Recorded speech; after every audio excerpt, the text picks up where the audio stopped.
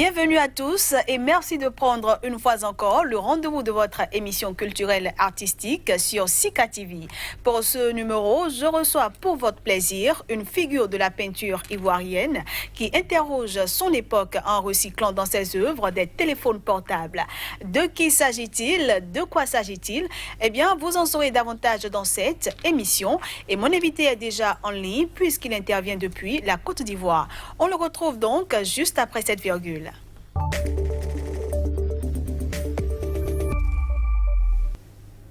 Alors, je le disais tantôt, il est déjà en ligne. Mounou Désiré Kofi, vous allez bien? Oui, ça va super bien. Alors, merci d'avoir accepté notre invitation. De rien. Mounou Kofi Désiré, très tôt, vous découvrez une passion pour le dessin et déjà au primaire, vous dessinez les schémas de sciences des autres élèves et même ceux du maître au tableau. Une fois au lycée, c'est votre professeur d'art qui vous pousse, à vous perfectionner à Abidjan. Et sur ses conseils donc, vous intégrez les beaux-arts après un bac artistique d'où vous sortez major de votre promotion. À cette époque-là, est-ce que vous saviez déjà que vous feriez carrière dans ce domaine? Je ne peux pas dire que j'étais sûr à 100%, mais j'avais la conviction de travailler davantage et d'essayer d'apporter quelque chose de plus grand en fait. Donc, je me sentais vraiment à l'aise et pour moi, c'était vraiment pas un boulot, pour moi, c'était juste une passion et c'est au fil du temps que cette passion essaie de grandir encore dans moi et ça a créé ce déclic-là. Pour un enfant qui annonce à ses parents qu'il veut faire carrière dans le domaine des arts, par exemple, comment est-ce qu'ils ont accueilli la nouvelle? Bon, les parents n'ont pas jugé mauvais vu que depuis que j'étais plus petit, j'étais passionné de dessin et ils me voyaient tout le temps en train de dessiner. Je me sentais vraiment à l'aise. Du coup, ils m'ont dit pourquoi ne pas encourager leur enfant à embrasser cette carrière-là. Donc, c'est un peu ça. Et c'est comme ça que tout est parti, en fait. Et ils doivent vraiment être fiers de vous. Alors, vous avez décidé de donner une seconde vie au téléphone portable qui jonche les rues d'Abidjan, c'est bien ça? Oui, c'est ça. C'est ça. Et comment est né ce déclic-là? En gros, en fait, j'ai toujours vécu dans ce genre de quartier où on voit vraiment ces déchets à ciel ouvert. Et je me suis dit, étant autiste, il faut vraiment apporter quelque chose, que ce soit dans le sujet que porte la toile ou nos réalisations, ou aussi dans la thématique, ou vraiment essayer d'apporter un petit plus à l'avancement de la société et de notre environnement. Donc, du coup, j'ai vu ça et ça a vraiment touché ma sensibilité. Et quand j'ai commencé à recycler, vraiment, je me suis senti vraiment important et utile dans ce milieu-là parce que j'essayais de contribuer en fait à la protection de notre planète. Et quand ce déclic-là est né, est-ce que vous n'étiez pas, disons, un peu inquiet? Comment est-ce que le public allait accueillir la chose?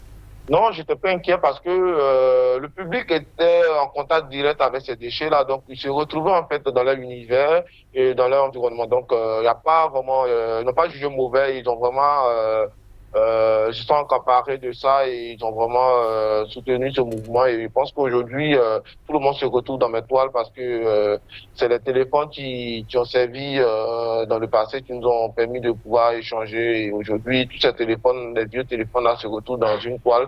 Donc, je pense que pour le public, c'est quelque chose de nouveau. Et voilà, donc, ils ont vraiment, vraiment, vraiment apprécié. Et aujourd'hui, j'arrive quand même à apporter quelque chose de nouveau. Je pense, Mounou, qu'au début, ça n'a pas forcément été facile de vous procurer ce téléphone portable-là. Comment vous êtes-vous procuré ces téléphones pour vos premiers tableaux, Lyon Art et Recyclage? En fait, les premiers, c'était un peu difficile parce que j'étais moi-même en contact direct avec ces déchets-là. Je partais dans les décharges, dans les caniveaux, dans les endroits où je trouvais beaucoup de ces déchets-là et j'ai essayé de recycler moi-même. Et au début, c'était vraiment assez difficile parce que je trouvais pas beaucoup de téléphones.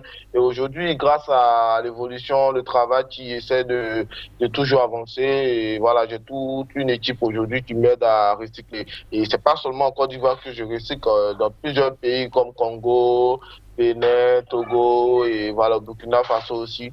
Donc, il y a toute une équipe dans chaque pays qui m'aide à vraiment recycler. Donc, c'est un peu ça.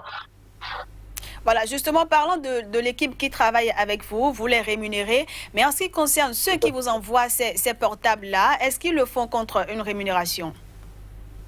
Généralement, c'est comme ça. Parce que à la base, ils jetaient ces téléphones dans les rues, dans les déchets, ils sont foutants en fait. Et aujourd'hui, ils ont su qu'il y a quelqu'un qui essaie de recycler tous ces vieux téléphones-là et apporter quelque chose de vraiment nouveau. Donc du coup, ils se sentent vraiment utiles en participant à ce projet-là. Donc au lieu de jeter maintenant, ils m'apportent et on essaie de vraiment travailler avec. Donc du coup, en échange, ils ont quelque chose aussi, donc ça les encourage à toujours contribuer à ce travail-là.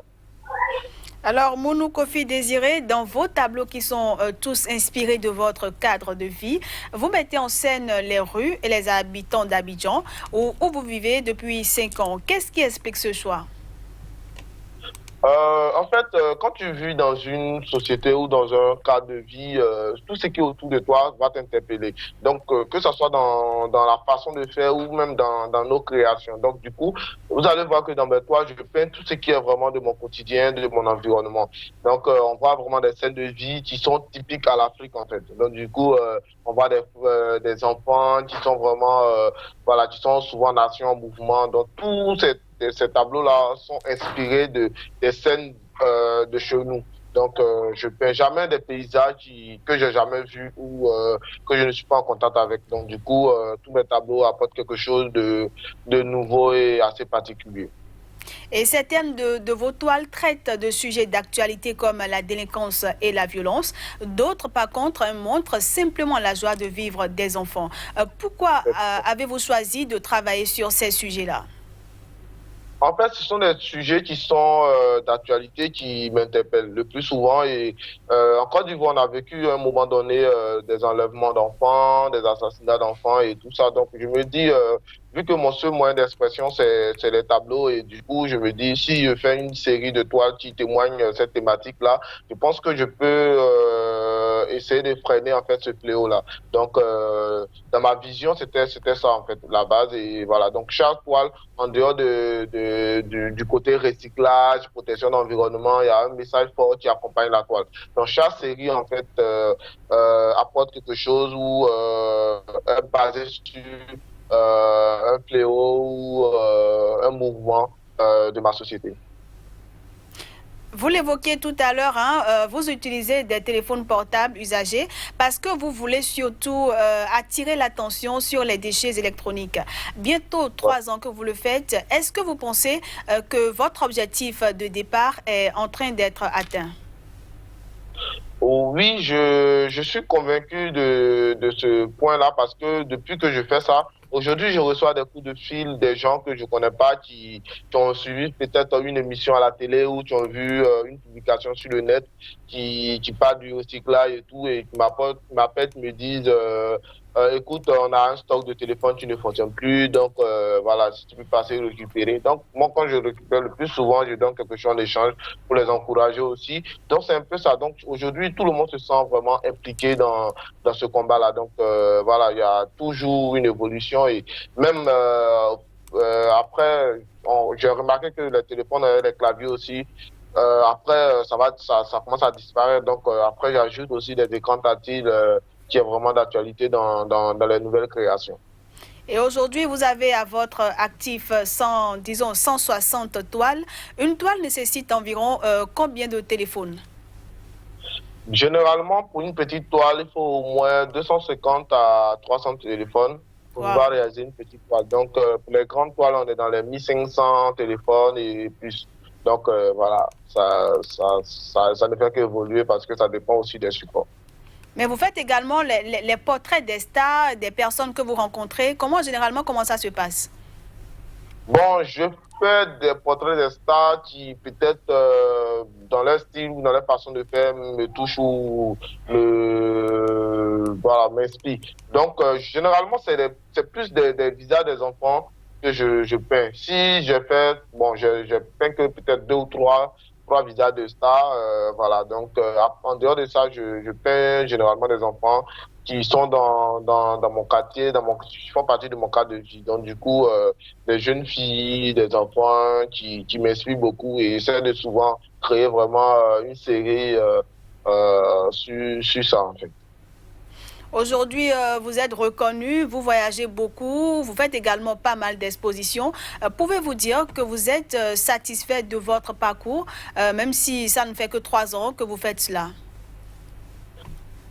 Oui, je peux dire que je suis satisfait parce que quand j'avais commencé, c'était plus difficile et là, les choses essaient d'avancer seul, quoi. Voilà. Donc, ma mission, c'est de travailler davantage. J'essaie de travailler, communiquer au maximum possible pour vraiment toucher le maximum de public. Et voilà, c'est ce que je fais. Donc, il y aura toujours une évolution parce que je m'arrête pas sur ce que j'ai déjà fait. J'essaie de travailler toujours, apporter quelque chose de nouveau. Toujours dans la conquête du beau et voilà donc le travail va continuer d'avancer et je pense que à chaque fois il y a des idées qui naissent et voilà donc on continue toujours de travailler davantage donc ça évolue ouais. Alors, Mounou Désiré, votre travail sort un peu de l'ordinaire. Comment est-ce que le public l'accueille, surtout le public africain?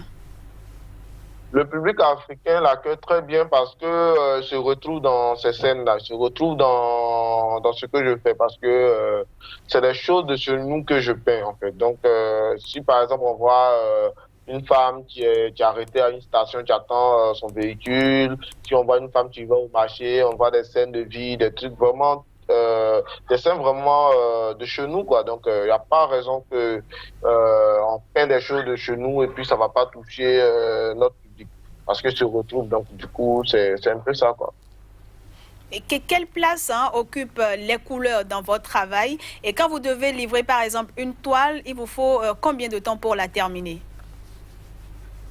Généralement il faut minimum 4 jours pour une petite toile, minimum 4 jours, voilà, 1 mois et plus, souvent 2 semaines. Ça dépend aussi de l'inspiration.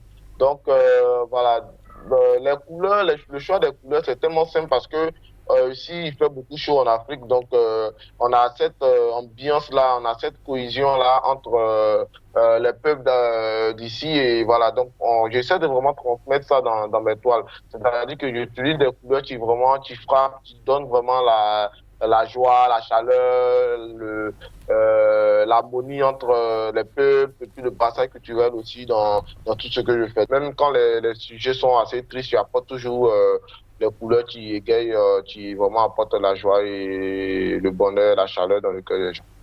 Ce qui est très important. Alors, Mounou Désiré Kofi, nous sommes à la fin de cette émission. Vraiment, merci à vous pour cet échange. Ouais. Merci à vous aussi pour l'appel et à très bientôt. Et surtout, bonne chance et beaucoup de succès dans votre carrière. Merci beaucoup. Je vous en prie. Alors, quant à vous, fidèles téléspectateurs, merci pour l'attention. On se dit à la prochaine. Bye bye.